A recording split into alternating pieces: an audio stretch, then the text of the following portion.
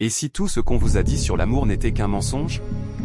Et si la quête même de l'amour détruisait lentement, silencieusement, toute une génération d'hommes? Oubliez tout ce que vous croyez savoir, car dans les prochaines minutes, vous allez découvrir une vérité terrifiante: les hommes ne renoncent pas à l'amour par faiblesse, mais par lucidité brutale, qui leur brise l'âme. Ils ont vu l'abîme de la romance moderne, et ils ont choisi d'en finir. Ce n'est pas de la colère. Ce n'est pas de l'amertume. C'est un retrait froid et calculé, un exode silencieux d'un champ de bataille où le seul prix à gagner est votre propre déchéance lente.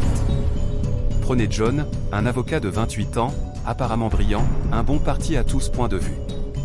Pourtant, il retourne délibérément dans un appartement vide. Il fait partie d'un mouvement silencieux en pleine expansion.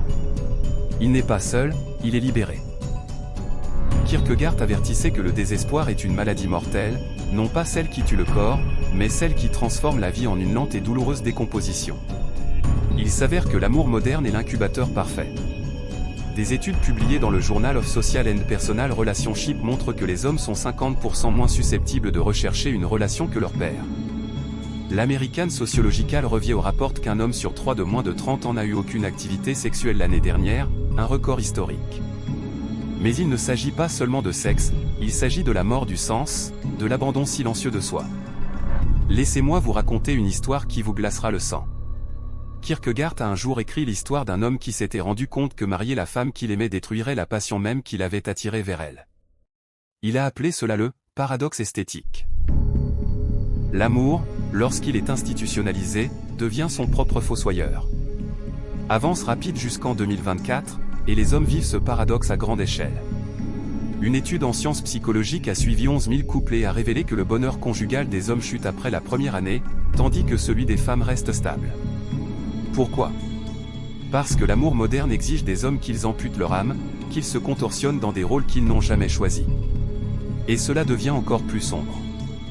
Une étude de l'Université de Chicago réalisée en 2018 a révélé que les hommes célibataires et sans enfants sont, en moyenne, plus heureux que leurs homologues mariés.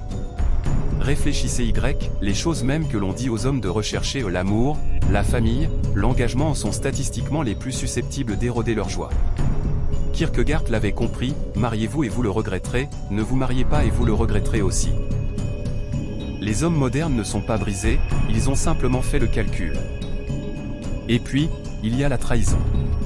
Imaginez que vous travaillez 80 heures par semaine pour vous construire une vie, pour finalement voir les tribunaux vous la retirer parce qu'elle était malheureuse. Ou que vous passiez des années à prendre soin d'elle sur le plan émotionnel, pour finalement être rejeté au profit d'un homme, plus grand, plus riche, plus excitant. Une étude de l'université Cornell a révélé que 70% des divorces sont initiés par les femmes, qui invoquent souvent le malheur, et non la violence ou l'infidélité. Kierkegaard appelait cela le « désespoir de la possibilité », l'agonie de savoir que quoi que vous fassiez, cela ne sera jamais suffisant. Mais il ne s'agit pas seulement de souffrance, il s'agit aussi de libération. Les hommes qui tournent le dos à l'amour ne sont pas des perdants, ce sont des pionniers. Ils ont regardé le vide en face et ont compris que la seule façon de gagner était de ne pas jouer. C'est là que commence le véritable voyage, un voyage vers le pouvoir caché que les hommes libèrent lorsqu'ils cessent de courir après l'amour. Vous rencontrerez un homme qui a tout perdu, pour ensuite se reconstruire et devenir inarrêtable, et vous découvrirez le secret kierkegaardien qui transforme le désespoir en carburant. Cet exode silencieux est en train de devenir une révolution.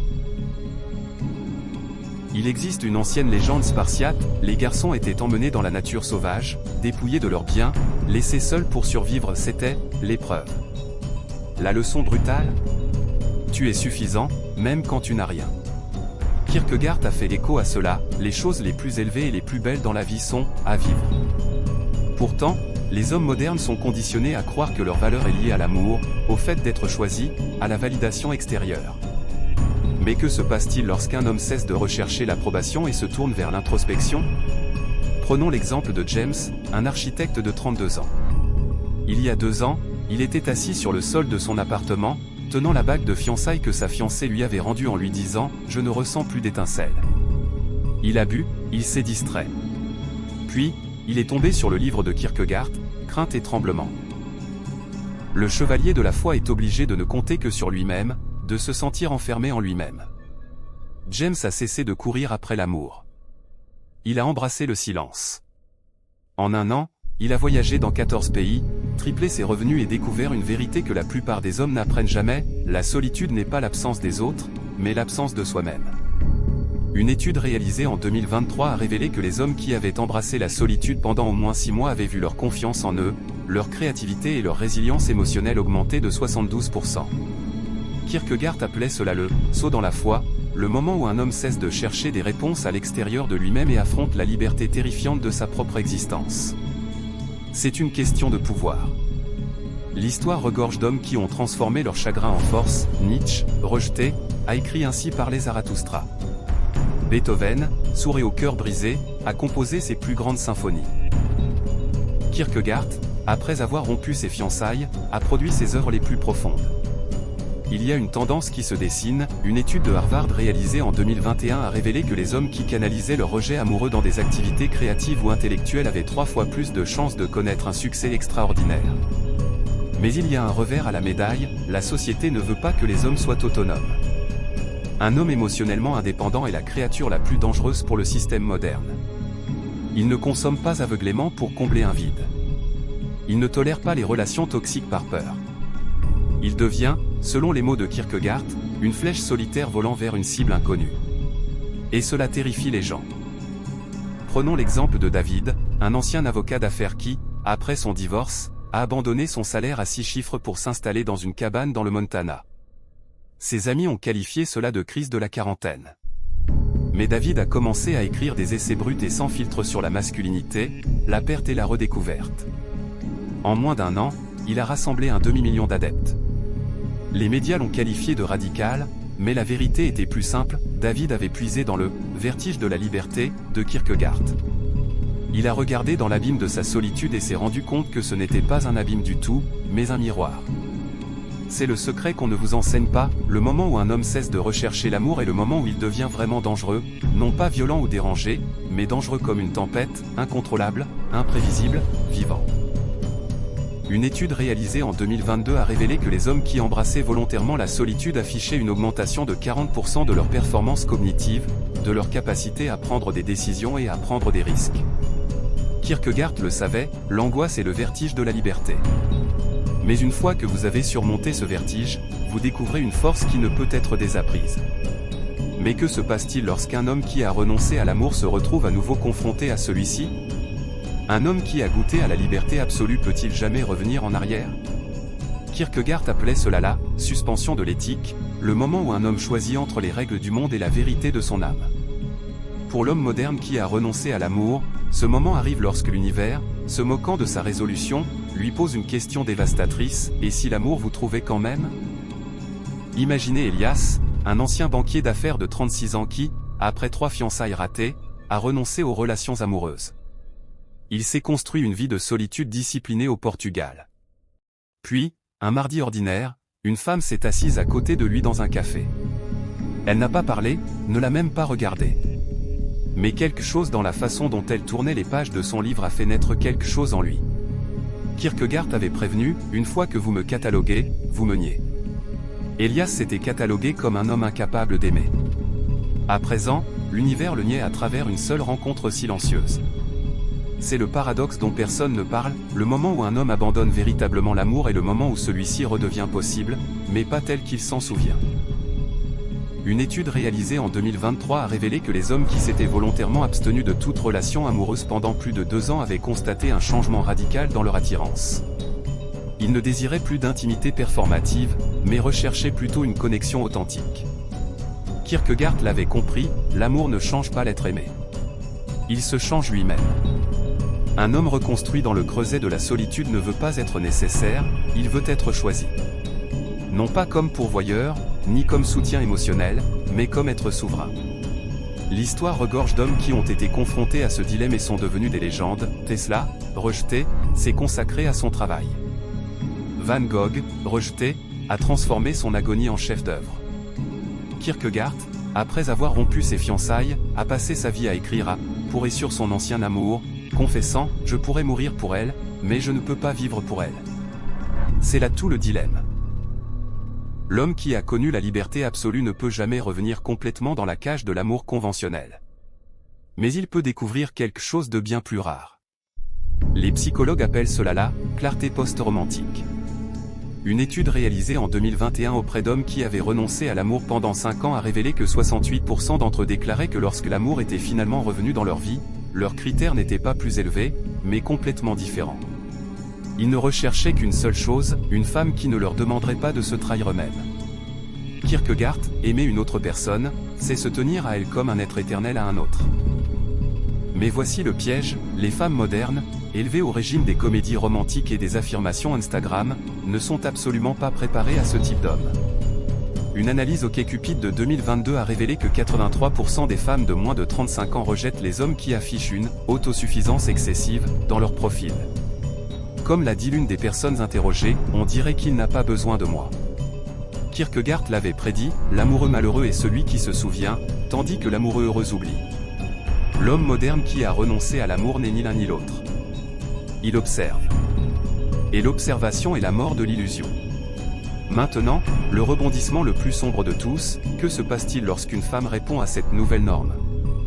Lorsqu'elle n'aborde pas avec des exigences, mais avec une invitation?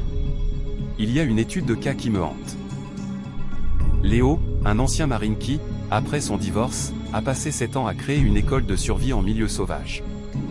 Puis, dans une librairie de Denver, une femme lui a demandé de lui recommander un livre de Kierkegaard, non pas pour flirter, mais parce qu'elle voulait sincèrement le lire. Léo a décrit ce moment, ce n'était pas qu'elle était parfaite. C'était qu'elle ne s'attendait pas à ce que je le sois. Ils sont ensemble depuis 4 ans. Ils ne vivent pas ensemble. Ils ne se marieront peut-être jamais. Et c'est là le point essentiel.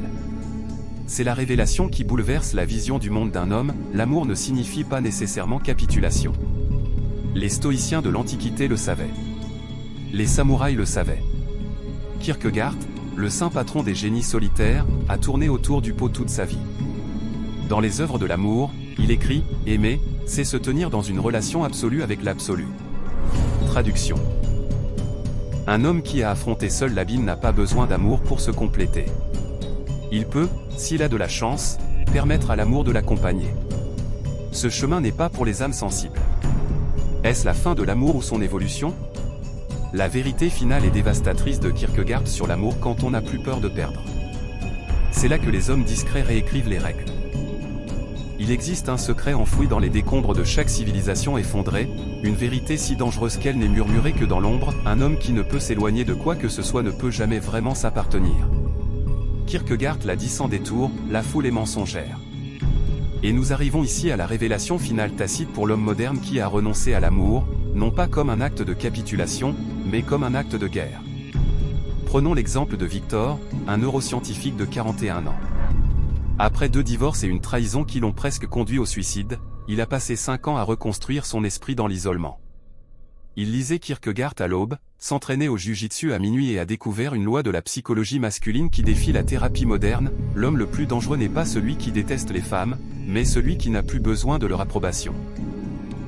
Puis, au sommet de sa transformation, quelque chose d'impossible s'est produit. Une femme brillante, sûre d'elle et émotionnellement équilibrée est entrée dans sa vie. Non pas pour le réparer ou le compléter, mais simplement parce qu'elle l'avait choisi. C'est alors que Victor a fait ce qui aurait fait s'effondrer la plupart des hommes, il s'est éloigné. C'est le Rubicon que les hommes modernes ont peur de franchir. Non pas parce qu'ils sont faibles, mais parce que le prix à payer pour le franchir est la mort de tous les contes de fées qu'on leur a racontés depuis leur naissance. Une méta-étude de 2024 sur les schémas d'accouplement a révélé une constante stupéfiante, les femmes ont toujours été plus attirées par les hommes au moment où ceux-ci leur étaient indifférents, sans être cruels ni manipulateurs, mais véritablement concentrés sur quelque chose de plus important que la romance. Kierkegaard a présenté cela comme la différence entre l'homme esthétique qui recherche le plaisir et le chevalier de la foi qui recherche un but. L'homme moderne qui renonce à l'amour ne rejette pas l'intimité, il en sort diplômé. Laissez-moi vous parler du Black Dîner. Au XVe siècle, en Écosse, le comte de Douglas fut invité à un festin par le roi Jacques II, censé être une offre de paix.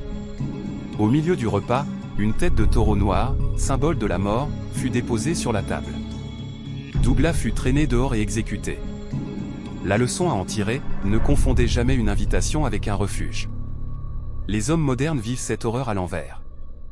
Ils sont attirés dans des relations par des promesses de compagnie, pour découvrir trop tard qu'ils ont signé un contrat à l'encre invisible, un contrat qui les oblige à fournir un travail émotionnel, à faire des sacrifices financiers et à vivre sous la menace constante d'être abandonnés.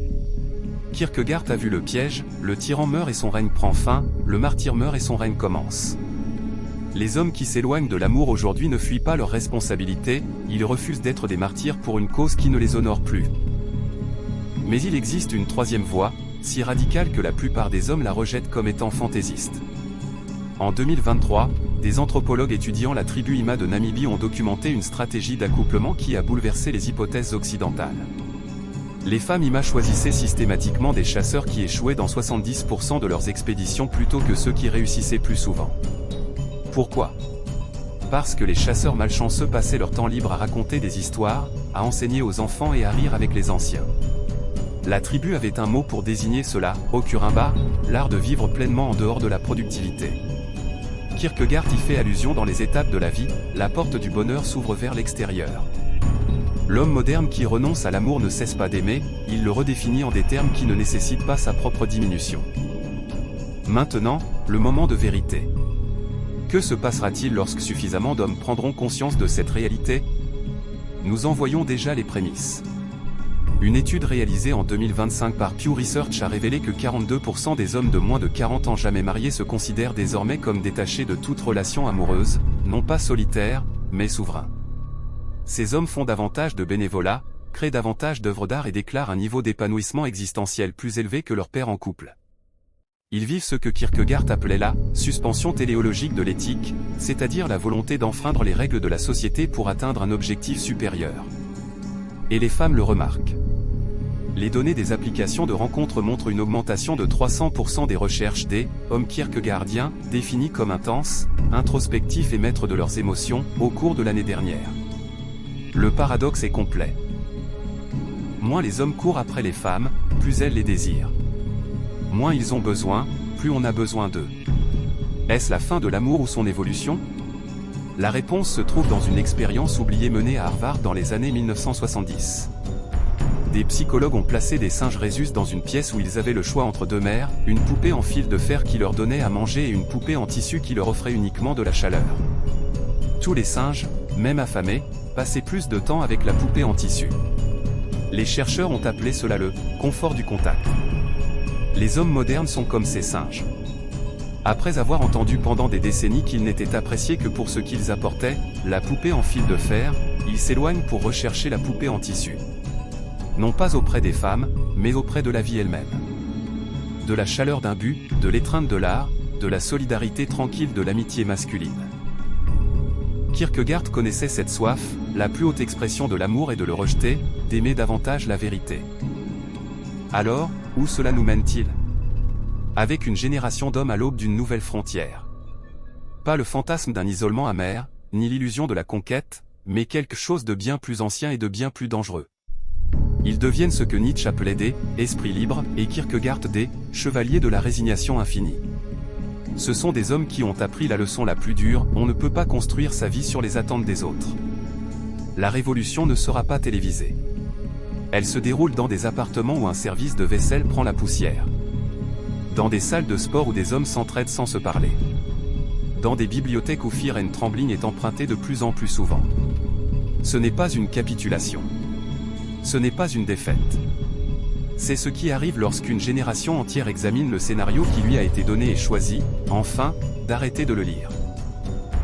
La dernière entrée du journal de Kierkegaard, avant sa mort à 42 ans, était une seule ligne, la vérité est un piège, on ne peut la voir sans être pris au piège.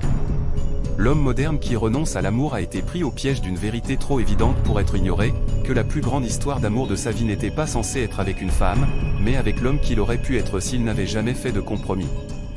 Et cet homme, il attend.